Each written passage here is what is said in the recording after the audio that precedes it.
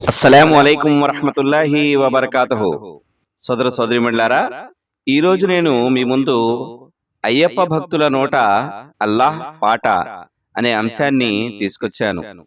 సోదర సోదరిమణులారా, ఈ వీడియో చేయడానికి గల కారణం ఆ పాటలోని అర్థాన్ని చెప్పడానికే తప్ప మరెవరిని కించపరచడానికో కాదు, ఎవరిని ఉద్దేశించి కాదు, ఎవరి మనోభావాలను దెబ్బతీసేందుకు కాదు, మరియు ఎవరి మనసును నొప్పించడానికి కూడా కాదు. ఒకసారి ఈ వీడియో చూడండి.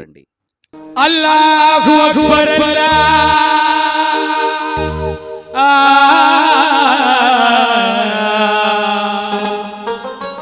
అల్లాహు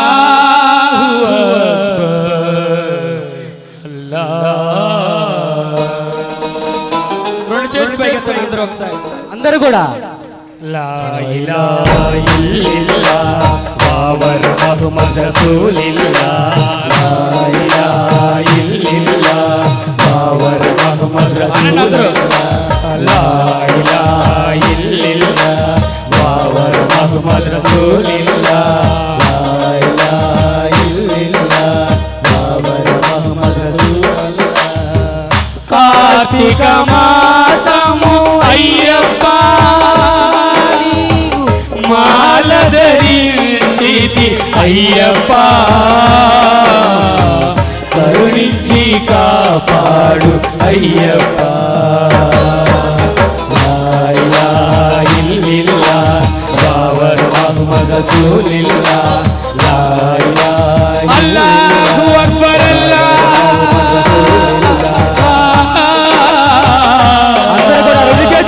అల్లాహు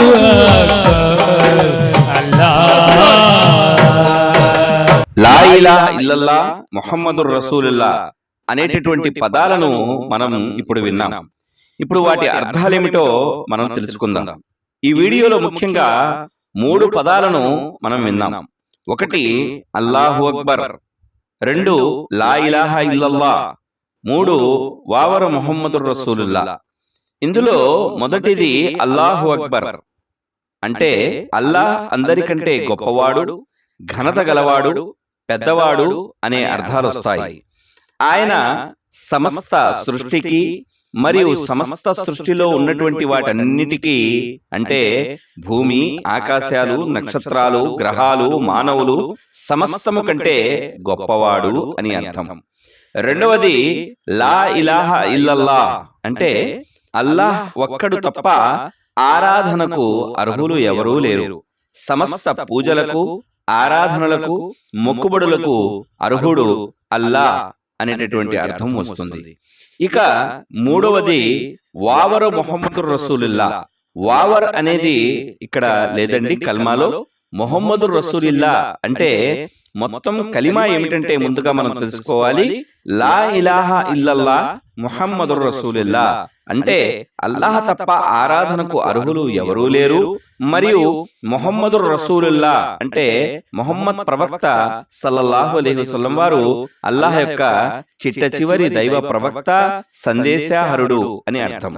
మరి వావరు స్వామి గురించి మాట్లాడుతున్నారు కదా, మరి వావరు స్వామి ఎవరు అంటే వావరు స్వామి అయ్యప్ప స్నేహితుడని, అలాగే అయ్యప్ప భక్తుడు అని, అలాగే అయ్యప్పతో కలిసి తిరిగేవారని చరిత్ర ద్వారా కొన్ని విషయాలు మనకు తెలుస్తాయి.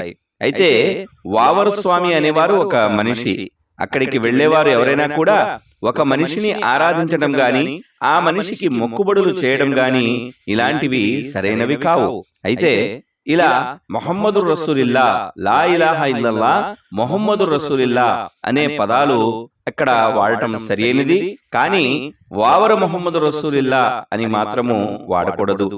ఇక మిమ్మల్ని నన్ను సమస్తాన్ని సృష్టించినటువంటి అంటే ఈ సమస్త భూమి, ఆకాశాలు, నక్షత్రాలు, గ్రహాలు, చెట్లు, చేమలు, నదులు, బ్రహ్మాండాలు, సముద్రాలు, పరమాణువు నుండి బ్రహ్మాండం దాకా సృష్టించిన సృష్టికర్త ఒకే ఒక్కడు. ఆయననే అరబ్బీ పరిభాషలో అల్లాహ్ అని అంటారు. ఒక తెలుగులో దేవుడు అని, ఇక సంస్కృతంలో సర్వేశ్వరుడు అని, అక్షర పరబ్రహ్మ అని, ఇంగ్లీషు భాషలో గాడ్ అని అంటారు. ఆయనే సమస్త మానవాళి యొక్క సమస్త జీవరాశుల యొక్క అవసరాలను తీర్చేటటువంటి వాడు. ఆయనకు పుట్టుక లేదు, మరణము లేదు. అంటే ఆయన జనన మరణాలకు అతీతుడు. ఆయన ఎల్లప్పుడూ సజీవుడిగా ఉండేవాడు. మానవ అవతారం ధరించని వాడు, కంటికి కనబడని వాడు. ఆయన సమస్తాన్ని కలిగించిన వాడే కాని ఒకరి ద్వారా కలిగినవాడు ఎంతమాత్రమూ కాదు. మానవాళికి ఉండేటటువంటి అవసరాలు లేనటువంటి వాడు, సమస్త మానవాళి యొక్క అవసరాలను తీర్చేవాడు. కాబట్టి దేవుడు అనేవారికి ముఖ్యమైనటువంటి 4 గుణగణాలు ఉండాలి. అవి మొదటిది పుట్టుక లేనివారు, మరియు మానవ అవతారం ధరించని వారు, కంటికి కనిపించని వాడు, మరణం లేనటువంటి వాడు.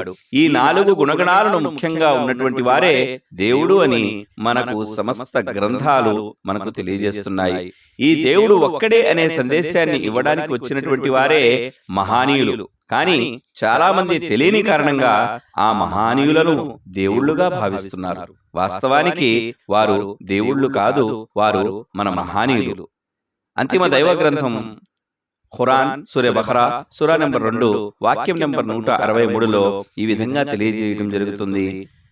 వైలాహుకుం ఇలాహుం వాహిద్ లా ఇలాహ ఇల్లా హువర్ రహమానుర్ రహీం. మీ దేవుడు ఒక్కడే, ఆ కరుణామయుడు, ఆ కృపాకరుడు తప్ప మరొక దేవుడు లేడు అని. చాలా మంది అల్లాహ్ అంటే ముస్లింల దేవుడని, అలాగే సాయిబుల దేవుడని, అలాగే అరబ్బుల దేవుడని అపోహలో ఉంటారు. వాస్తవానికి అల్లాహ్ ముస్లింల దేవుడు కాదు, అరబ్బుల దేవుడు ఎంతమాత్రము కాదు. అల్లాహ్ సమస్త మానవాళిని సృష్టించినటువంటి సృష్టికర్త. అందుకే అంతిమ దైవ గ్రంథం ఖురాన్లో అనేక చోట్ల ఓ మానవులారా అని సంబోధించడం జరిగింది. సూరే బఖరా సూరా నెంబర్ 2 వాక్యం నెంబర్ 21లో, సూరే నిసా సూరా నెంబర్ 4 వాక్యం నెంబర్ 1లో, సూరే నిసా సూరా నెంబర్ 4 వాక్యం నెంబర్ 175లో, సూరే ఆరాఫ్ సూరా నెంబర్ 7 వాక్యం నెంబర్ 3లో, ఇలా అనేక చోట్ల మానవులారా అని సంబోధించబడినటువంటి గ్రంథము ఖురాన్ గ్రంథము.